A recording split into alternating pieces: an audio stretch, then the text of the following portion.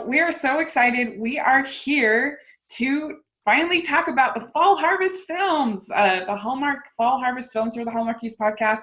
And Amber's here to get very fall festive. Woohoo! Hi, guys. Yeah. So this was a lot of fun watching. We had 6 films that we're going to talk about. And what did you think overall of this slate of films? Of this season? Theme? I thought it was pretty good, but I don't think it was the strongest season Hallmark has had in Hallmark movies. Don't hate me for it. But I feel like it was pretty good. Okay, fair enough. I realized watching these is that I wasn't really somebody who watched a lot of these off-holiday movies. That I tended to watch the Valentine's ones and the Christmas ones. But not a lot of these other ones. So this was kind of a new experience for me. I don't have as much to compare it to. In doing the Instagram things, I kept trying to come up with movies, and there were just so many that I had never seen that I either had to see or had to put TBD on because I hadn't seen a lot of these fall or summer or whatever films. And so, it's kind of interesting that way. I do think that this was definitely stronger than the Summer Nights. It was better than Summer Nights as a whole, I would agree. Yeah. So, all right. Well, we're just going to get right to it. We're going to talk about these 6 films and give sort of our thoughts. And please put in the comment section your thoughts on these films if you're watching or listening. We would love to hear your feedback. And so the first one was probably actually the one I was the most excited for because I love the premise. This was Falling for Vermont, and I love an amnesia story in a Hallmark movie. That just sounds so great to me. And this one is when a best-selling author decides to escape the media frenzy, her plan goes awry when she's caught in a thunderstorm and crashes her car. This was the theme throughout all of these movies. Almost all of these women crashed their cars. Yeah. I'm like, okay, let's stop doing stereotypes about car crashing, but it's fine. It's fine. Yeah. So this was the most dramatic of the car crashes, I think. Yeah. Well, I mean, it had an injury. The others were fine. Yes, right. And so found wandering with no memory and no ID, the town doctor and a single dad offers of his guest house until her memory returns. But as she blends seamlessly into their family life, she must decide if the life she's been living is the life she wants. Stars Julie Gonzalo and Benjamin Ayers. So let's talk about this story, I guess. The story of it. Did you like it? Did it work for you? What did you think? It was not my favorite. I'm going to just say that. You're like, I love amnesia stories, and I'm sort of like... amnesia stories. Nothing's gonna ever be as good as Overboard, so why even try? So I'm a little bit like, I don't think so. But I do love a writer escaping their troubled fame thing. That's always funny. Yeah, that can be good. There's been a couple of good ones with that. I don't know. It's just so over the top and ridiculous. Like amnesia is so ridiculous. And so I don't know. It just makes me laugh, I guess. And I enjoy it. So I thought that the premise was really good. It's so ridiculous, though. I mean, even for an amnesia story, it's like the fact that they didn't find her car till way into the movie. It's like, how far could she have possibly walked? I mean, she's a wanderer, a restless wanderer. I mean, really? These are not the sharpest tools in the shed, these cops. I mean, really?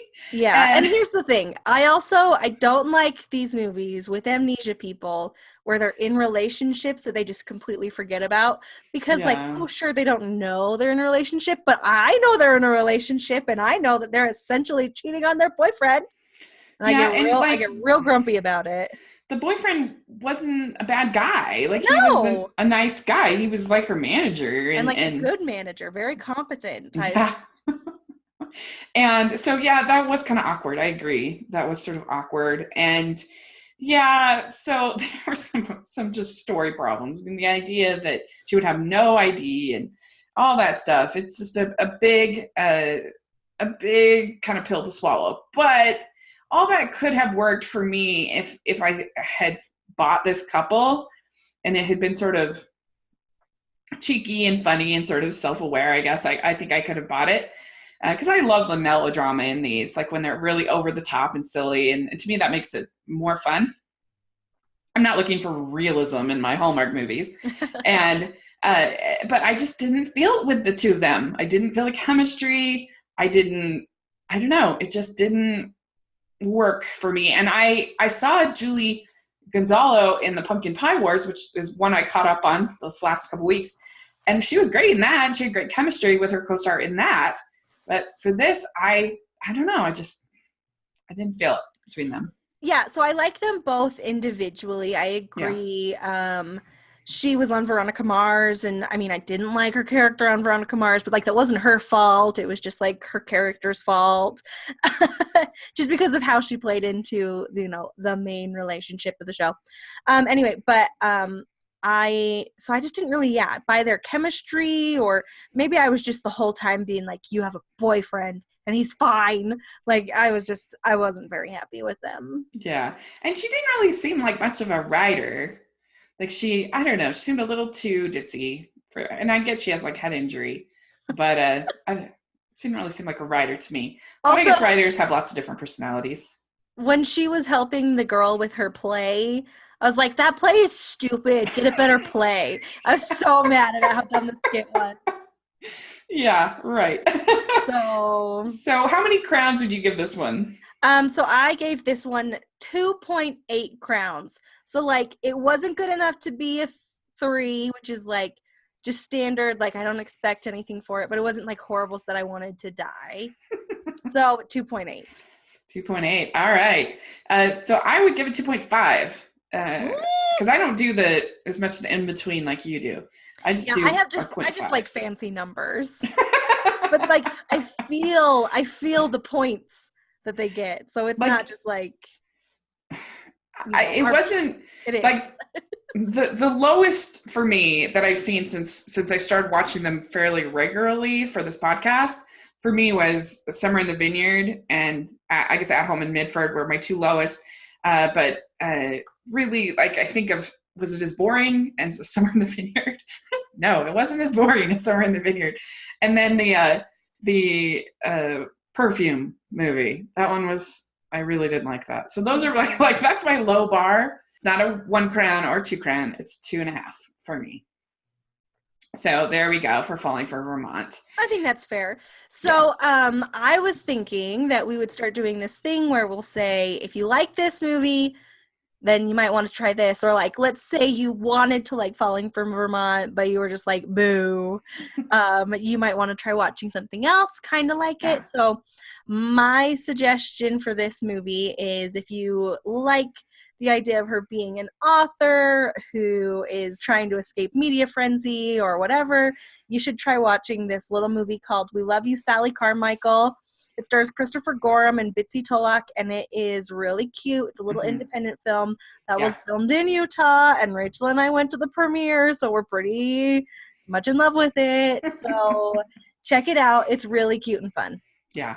And if you want to see an amnesia one that's pretty good, I would watch the Hallmark movie Smooch. It's really cute about another character that gets amnesia, and they do that really well. So, okay, the next one that we're going to talk about is Harvest Love. And this is a widowed surgeon visits her family's pear orchard in hopes of taking a break from her overbooked life and reconnecting with her distant son. She starts to fall for the farm manager, Will, who is growing a new hybrid pear and teaches her the importance of her heritage. Stars Jen Lilly and Ryan Peavy. And so I really enjoyed this one. I admit that it is very by the numbers as far as the story. We've seen this many times, basically, in Hallmark movies. But I mean, we basically are going to see it again in 2 movies, but it's fine. Yeah, right. And, you know, you've got the doctor of Jen Lilly, the female doctor professional who goes to the country. At least this time it's not her high school boyfriend, which is the typical. But, you know, they have kind of a cute car accident or car incident. And, he's sort of the scientist farmer. He's trying to get this pear. Scientist farmer's really in this year. Yeah, I know. Really, like, yeah, the scientist farmer, the hybrid, trying to craft the perfect wine, the perfect flour, the perfect, it's a thing, a perfect pair, and so anyway, I And I admit think that it's they're the very by the perfect numbers. pair. Sorry, what was that? I said, and I think they are the perfect pair. Yeah. So I love Jen Lilly. This is one thing I have come to realize because I loved all three of her films this year. And I have to say, I think this is my least favorite of the three. Mm-hmm. I loved Dash of Love. That's my favorite of the year so far from Hallmark. And I loved Eat, Play, Love. It was so good, I thought. And then now this. And I just, she's so great. I just love her. She's so warm, and she's so, like, I would watch Days of Our Lives just to see her because I like her so much. I just find her so warm and lovely and wonderful. And so for me, that goes a long way in me liking this movie. Yeah, she is undeniably adorable. He is so handsome. His other Hallmark movie is Unleashing Mr. Darcy, which I know you like. Yes. And I will just say that I don't want to tell you how many crowns I gave it because Yeah. you will be offended. But I really enjoyed them together. Their chemistry was so great. Yeah. And I love the little kid that's her son. He was a cute kid. He did a good job. And I liked them all three together when they were, I was like, oh, they're going to be a cute family. Yeah. So I was pretty excited about it. I really enjoyed it. Yeah. It was really fun. I mean, there were a lot of really cheesy moments, and like when he's teaching her how to like pick the pear, it's like, this is a doctor. She's not a pick a pear. Like, and like the montage with her like making all the cobblers. I love a good cobbler montage. Yeah. Not as much though, as I do have to say, I loved the scene where they were dancing in the moonlight. That was so good. It was the best. I was just like, you know what? Every movie needs a silly dancing scene. Every movie. Yeah, it's almost like the really close, intimate dance is almost like sort of second base almost for a Hallmark movie. It's like they're not kissing yet, but they got that like kind of close dance is like the next step. And a lot of times there's an almost kiss, which was the case here as well. Yeah, almost. They were almost getting some. Yeah. And when I say some, I mean their lips. Right. And her parents like show up out of nowhere, and they were like supposed to be in some like foreign country, like doing aid or something, or I don't know what they were. I can't remember. But anyway, they show up, surprise. And so he's like doing all this mysterious stuff with this hybrid pair. Yeah, he was so I was watching this with my nieces, and they are so funny. They love Hallmark movies more than anything, I think. Yeah. And the 5-year-old niece, she was just like she was so funny. I put this on the Twitter, but she was like, I know what he's got in that shed. He's hiding love secrets because he loves her or something. I can't remember exactly, but it was so funny. Yeah. Oh, and it had a great ending. I loved the ending with like the twinkle, had the classic twinkle lights, like we always say. You can't. He gives her the rose. It's so good. It was so good. So yeah, I really enjoyed this one. This was my favorite of the series, but I really had about 3 that were about the same. But I just love Jen Lilly so much. I'm just a huge fan. So this was my favorite of Fall Harvest Love. Yeah, it was pretty good. How many crowns would you give it? So I am giving this 4.3 crowns, which is quite high. That's very high. Wow. Now I feel like I need to give it because I was more praised than you. I was expecting you to go that high. Because the only reason I was going to give it 4 was because I liked Eat, Play. I was stupid and gave Eat, Play, Love 4 crowns. And that was stupid because I definitely, I should have given it 4.5 because it's amazing. But back then you were a noob. See, I've been rating Hallmark movies for my whole life, and you just started, so you didn't even know. You were like, this seems good, but you didn't know. Yeah. So, and Dash of Love, I think is basically like perfect. I love that movie. I think it's so good. And I guess I'm going to give it 4. I stick with my even, not do the middle numbers like you do. So I'm going to give it 4 crowns. I really, really liked it, though. I thought it was a lot of fun. So there really you go. And anything that was sort of cheesy in it just kind of made it more fun to me, personally. So, all right. The next one. So, I'm going to recommend that if you love Jen Lilly as much as I do, that you should watch Lifetime's The Spirit of Christmas, which came out a couple years ago. It's amazing. And I think it's even on Netflix. So there's no excuse to not watch it. Yeah. Sounds good. I haven't seen it, so I'm going to have to watch it. What we're going to talk about is All of My Heart in Love. This was the sequel, of course, to the original film. And Brian and Jenny are engaged and preparing for the grand opening of their bed and breakfast. But when a big storm hits Bucks County, all their plans end up sopping wet. With funds running low and time running out, Brian agrees to go back to Wall Street to make quick cash, while Jenny scrambles to keep the opening on track. It stars Lacey Chabert and Brendan Elliott. And we should mention, and I don't know if people listened to our interview with Ruth Hill last week, to my interview, that I hope you all did. I really enjoyed talking to her. And she was so great. Oh yeah, she was so fun. And she and like 3 or 4 other Twitterers, bloggers, they made this movie happen. Like, it was their mission. They wanted All of My Heart too. And I guess for like 2 years, they like almost every day they posted something about an All of My Heart sequel.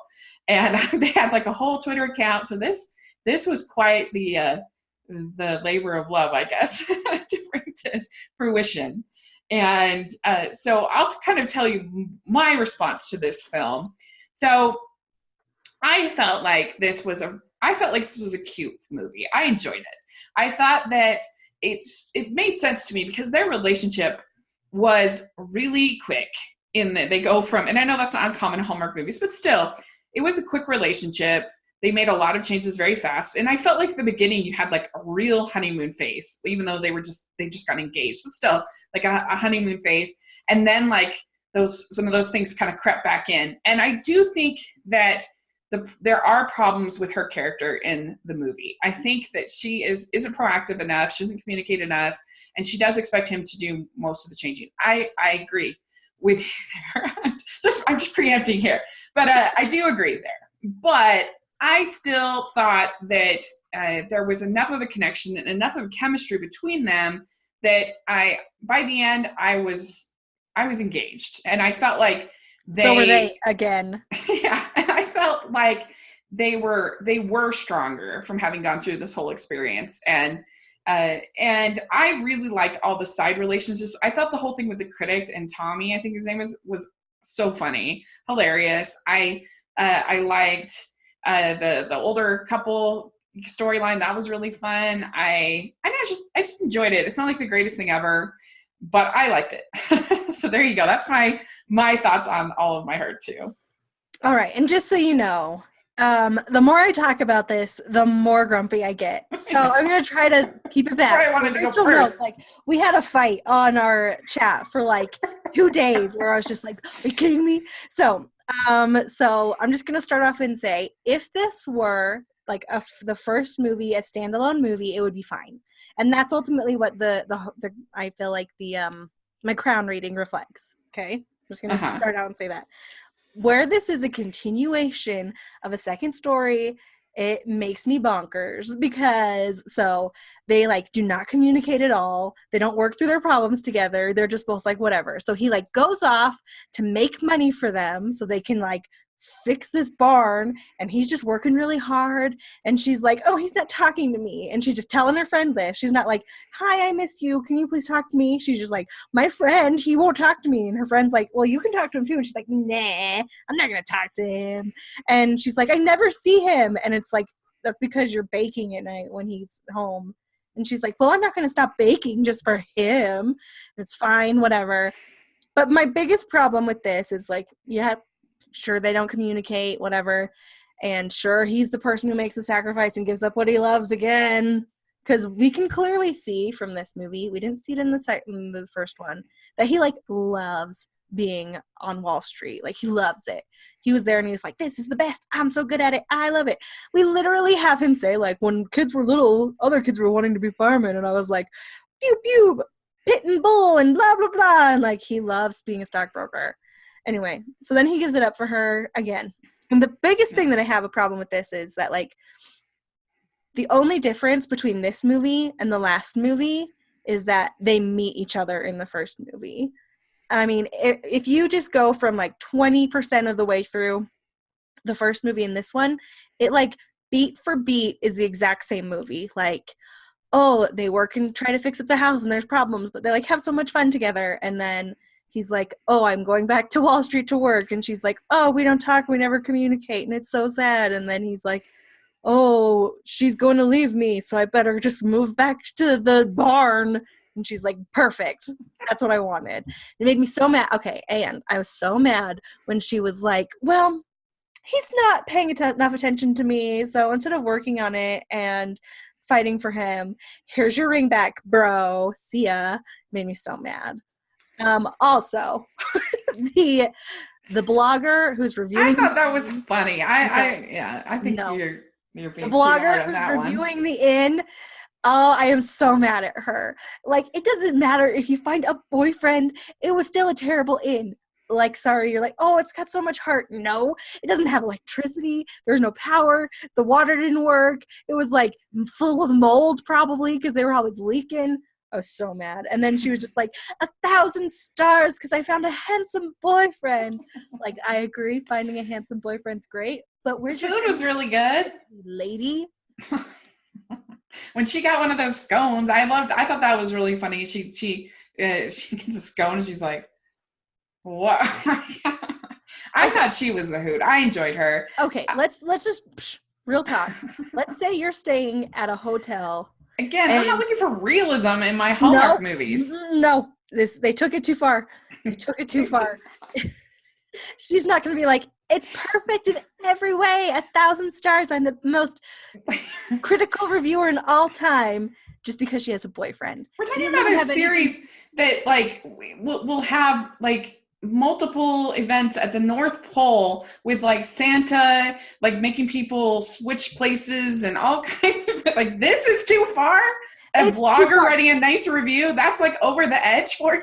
It is. It's over the edge for me because I mean, unless you're trying to tell me this is an alternate universe wherein bloggers don't have to have good opinions, then fine. If you're saying that's the universe we live in, fine.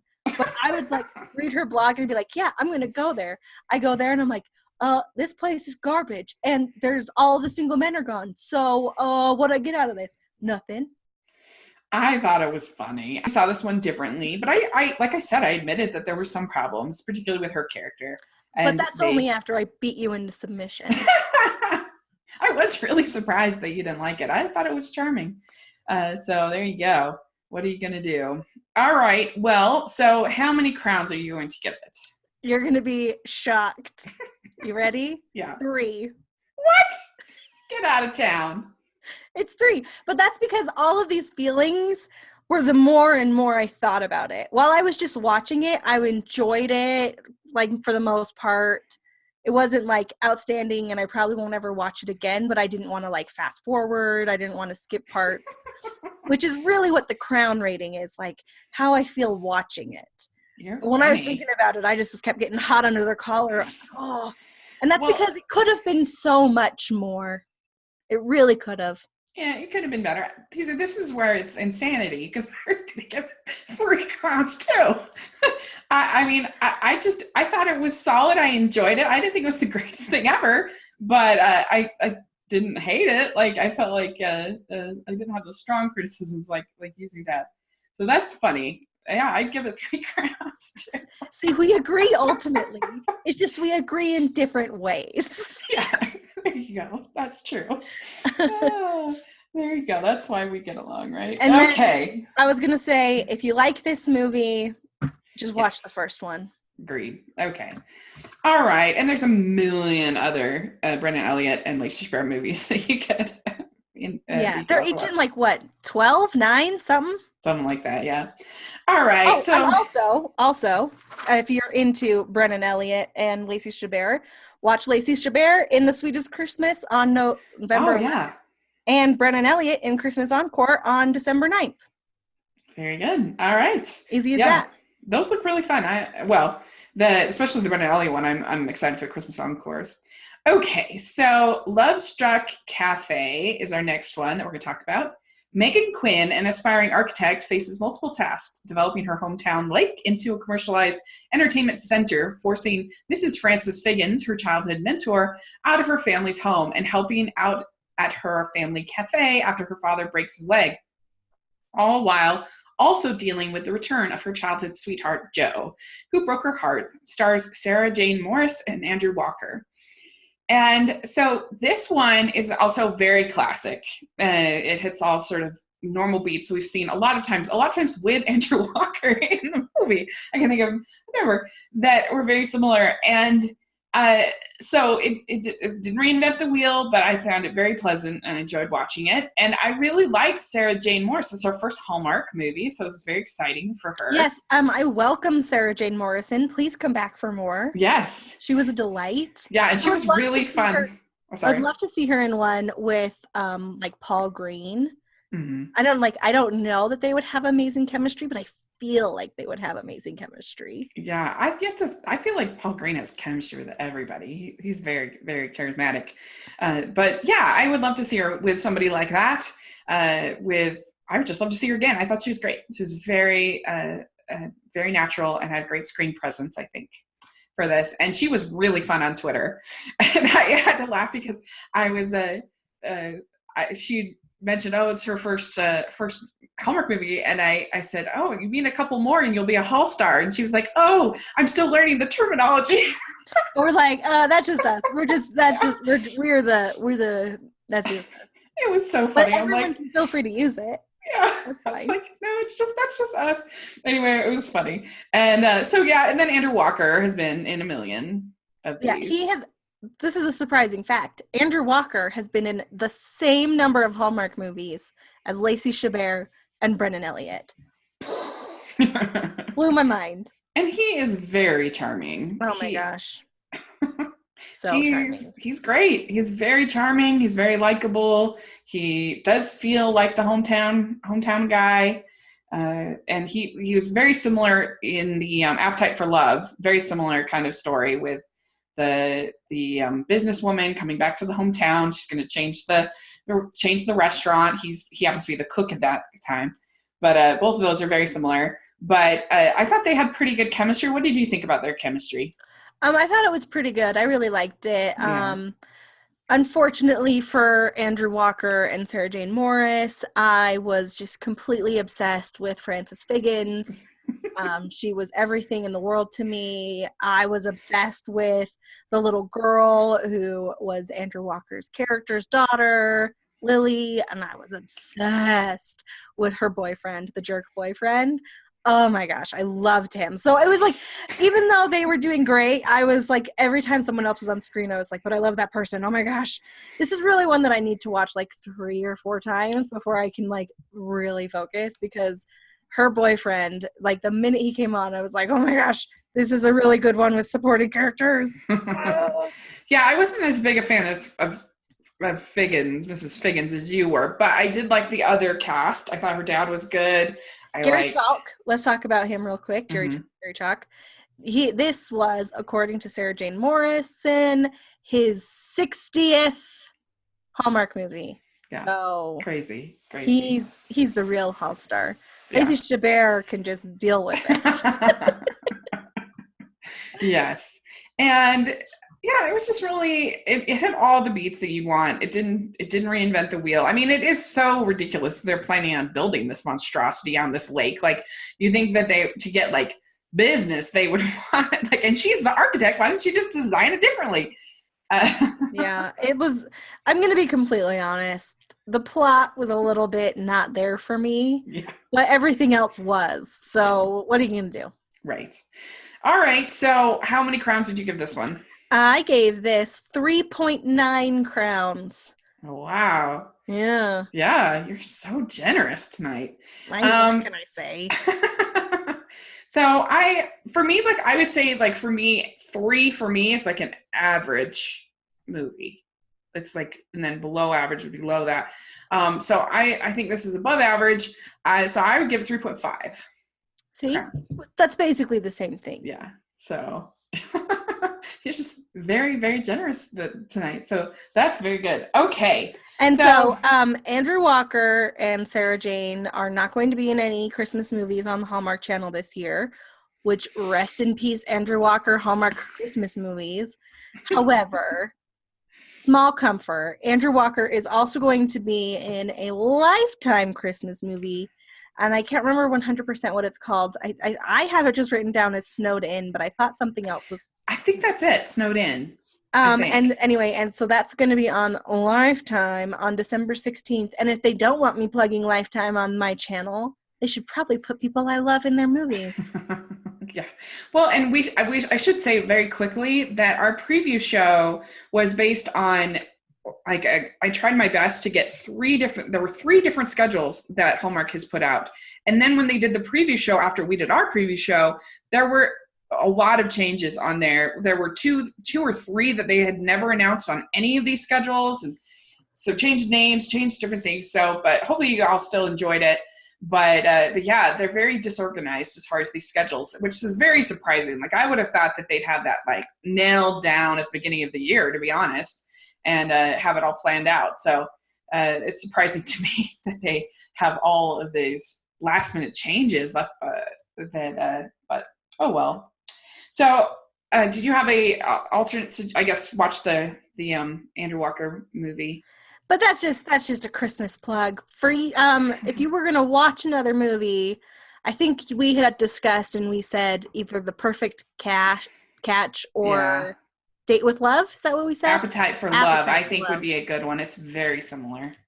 Yeah, so Andrew Walker is the man in those, so you can't go wrong with an Andrew Walker film. Yes. So let's talk about A Harvest Wedding, which in a lot of ways is very similar to Love Star Cafe. Sarah Bloom, an up-and-coming wedding planner in New York, is hired to plan the most anticipated wedding of the season. However, she learns the bride is from Sarah's hometown of Williamston, Massachusetts, and wants her wedding on the family farm, which is now being run by the bride's older brother, who is also Sarah's first love.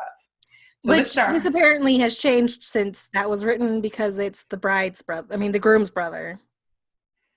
Oh, yeah, you're right. Yeah. So stars Jill Wagner, Victor Webster, Andrea Brooks, and so it had a pretty good cast for a Hallmark movie, and I would say 2 Hall stars. Yeah. Well, 3.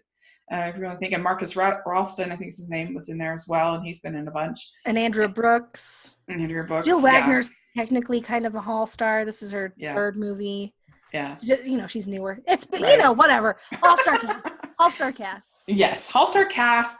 And so basically, this movie is something we've seen a lot with sort of wedding planners that, or they're like, sometimes it's the maid of honor that's planning the wedding, or just somebody that's like planning a wedding or associated with a wedding or whatever that ends up falling in love with somebody associated with the wedding. We've seen that a lot. And of course, the girl going back to the small town with the boyfriend. And so there were a lot of Hallmark tropes, I guess you could say, in this one. But I think it actually worked really well. It was very well executed, because I don't mind if there's formulas in a movie. I wouldn't watch these movies if I cared about that. But if it's executed well, then I'm on board. I enjoy it. And so I think that's the case here. I really liked Jill Wagner as the lead. I thought she was really good. I really liked Victor Webster. I thought they had good chemistry. I liked Andrea Brooks as the bride. Sometimes, there was one, The Perfect Bride, this last June, that was really good, except for the bride in that similar scenario was horrible. I hated her. And in this case, she was a delight. So that made it nicer to me. And so, yeah, they're planning this quick wedding, and there's all this problems with trying to get the harvest in on the farm and trying to plan the wedding at the same time because he's going into the military. And so that's why they need to plan the wedding so fast. Yeah. And yeah, I enjoyed it. What did you think of it? So going into this season, having read the reviews, I was like, ugh. If we had been rating this on Christmas standards, I'd have been like, this is a dusty sock. Like, I was just, like, not excited. I was bad attitude. And then we watch it, and I'm like, are you kidding me? I love this movie. Oh, it was so good. And I think part of what elevated it for me, this is my favorite one, was so many of the lines were so funny. There was really a lot of really good comedic timing. Victor Webster's character was so funny. He was good. Hilarious things the whole time, and I was in.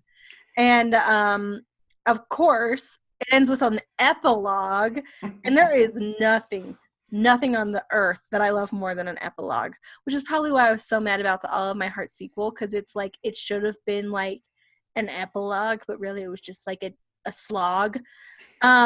Anyway, but I loved it. I loved the supporting characters. I loved just basically how they executed the plot. And I love Jeremy Gilbot, or however you say his name, the guy who was the reporter, because there was a reporter in it who was going to be doing a story on the wedding.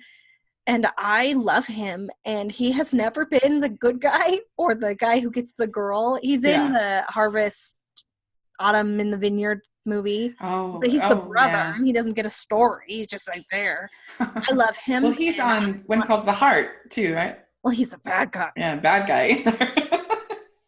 But I was rooting for him, and I wasn't rooting for him in this. Obviously, I was like, well, he doesn't belong with her, but I really liked him, and I just want him to have happiness in a Hallmark movie. Is it so much to ask? Anyway, but I loved it a ton. So much. It was very enjoyable. I did too. I thought it was good. It was sort of funny when she had the wedding superpowers.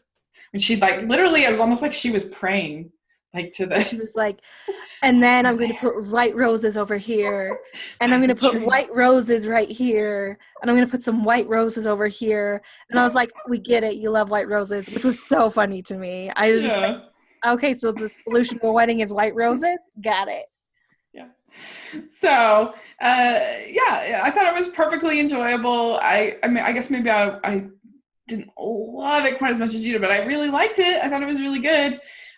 So for me, I would give this one 3.5 crowns. Excellent. I am giving it 4.5 crowns. Whoa. 4.5. Wow. I was just thoroughly entertained the whole time. If they hadn't done like the weird thing at the end with like, he solved the world's issues and now he's like a miracle maker, that would have maybe, it took me a little bit out of it. Yeah, another scientific farmer. I was like, somebody hook him up with Ryan Peavy's character from Harvest Love and they could solve the world. Next one that we have is The Good Witch, Spellbound. A long-forgotten prophecy is unearthed in the basement of City Hall, and when the things that were predicted to happen actually start to come true, the people of Middleton begin to fear that this might be the year of a horrible curse that could change their lives forever. And as Halloween night approaches, Cassie comes to realize that she and Sam might be the key to ending the curse and saving their town. Stars Catherine Bell, Bailey Madison, and James Denton. And I really enjoy the Good Witch movies, but I haven't watched one since I've never watched the show, and I haven't watched one since with James Denton.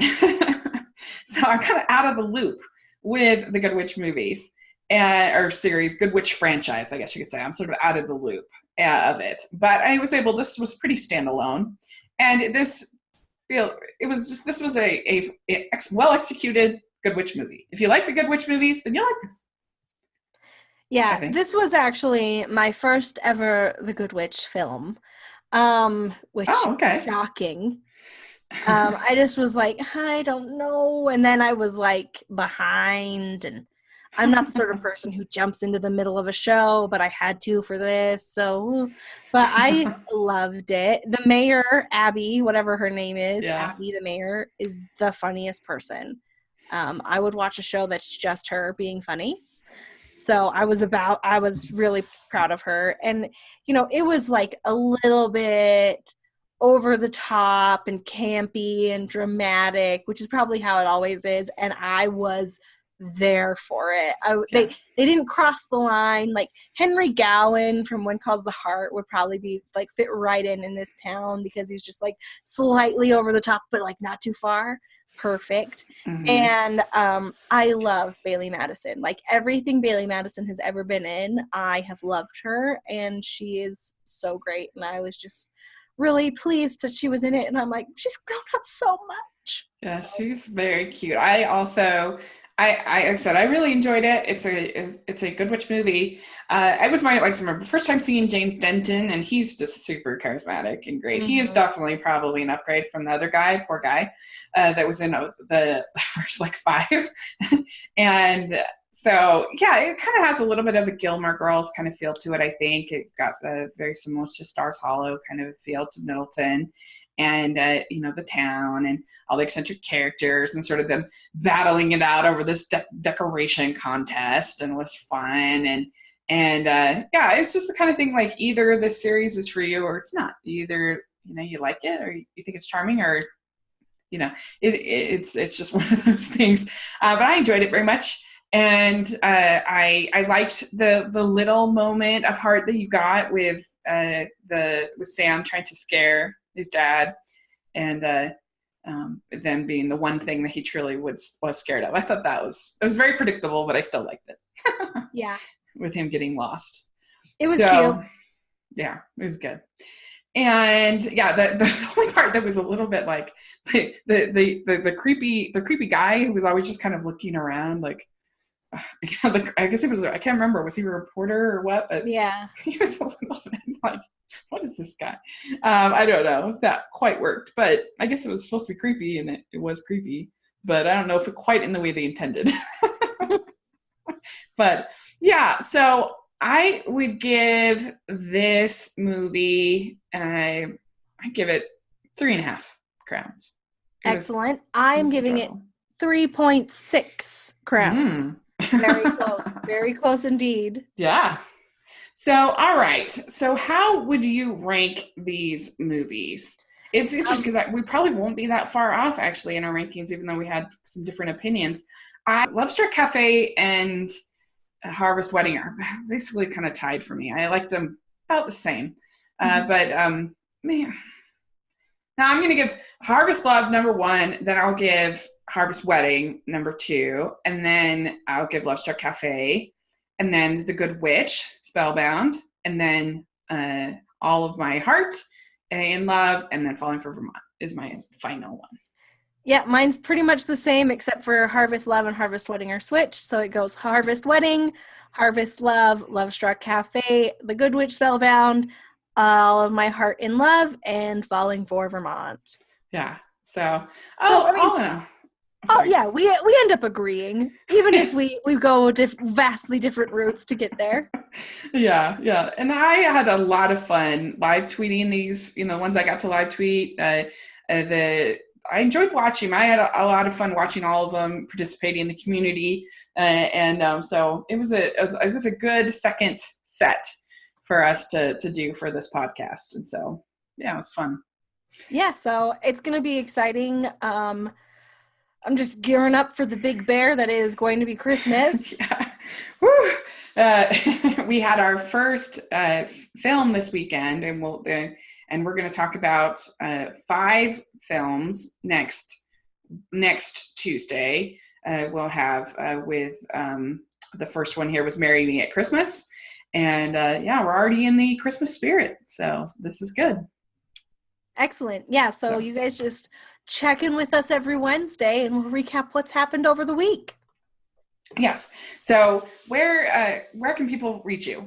So people can find me. I'm at Amber Brainwaves on Twitter, and that's it. Yeah, and you can find me at Smiling LDS Girl on social media, and at Rachel's Reviews is my other YouTube channel. You want to subscribe to our YouTube channel and to our iTunes here at Hallmarkies Podcast, and follow us on Twitter and Instagram. We have daily posts on both, and our Facebook page. We'll have all of that down below. Links to all of that in the description section. So let us know what you thought of these films. What will be your ranking? And thanks so much. All right, everybody. Thanks. Bye. Bye.